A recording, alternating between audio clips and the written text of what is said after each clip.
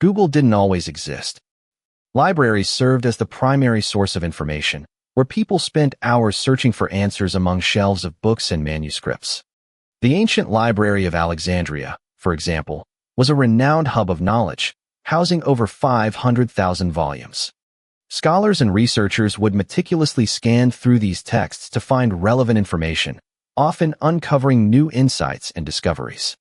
This laborious process, although time-consuming, laid the foundation for modern research methods, highlighting the significance of libraries in the pursuit of knowledge. Encyclopedias and dictionaries were the go-to resources for people seeking answers to their questions. These reference materials were often massive, multi-volume sets that took up entire shelves in homes and libraries.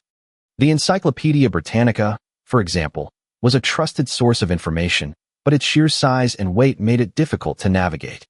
Additionally, these resources were usually updated periodically, which meant that the information they contained might be outdated. Dictionaries, on the other hand, were more manageable, but they were limited to providing definitions and basic information about words. Other reference materials, such as atlases and thesauruses, were also used to look up specific types of information. While these resources were invaluable in their time, they were often cumbersome and limited, making research a time-consuming and laborious process.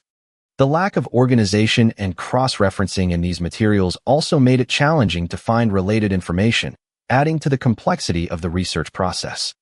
Overall, relying on encyclopedias and other reference materials required a great deal of patience and persistence, and the results were not always comprehensive or up-to-date. Accessing information before the internet was a daunting task, filled with obstacles that made it difficult for people to find the answers they needed. One of the major challenges was the lack of organization, as many libraries and archives were not systematically cataloged, making it hard to locate specific texts or documents. Additionally, many resources were limited to certain institutions or individuals, making it impossible for the general public to access them. The process of searching for answers was also extremely time-consuming, as people had to manually search through books, manuscripts, and other materials, often spending hours or even days looking for a single piece of information. For example, in ancient Greece, scholars would have to travel to great libraries like the Library of Alexandria, where they would have to sift through thousands of scrolls to find the information they needed. The difficulty of accessing information made research a laborious and frustrating process, highlighting the significance of the advancements that have been made in information retrieval and organization. This challenge of accessing information was a major hurdle that people had to overcome in order to gain knowledge and understanding. In conclusion, looking up answers before the internet required a great deal of time and effort. People relied on libraries, encyclopedias, and other reference materials to find the information they needed. The process was often cumbersome and limited, but it was the only way to access knowledge.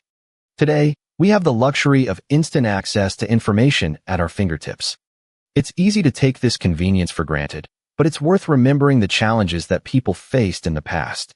By appreciating the difficulties of researching before the internet, we can gain a new perspective on the value of the tools we have today.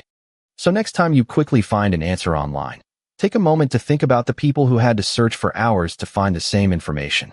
This appreciation can help us make the most of the resources we have and continue to innovate and improve our research methods.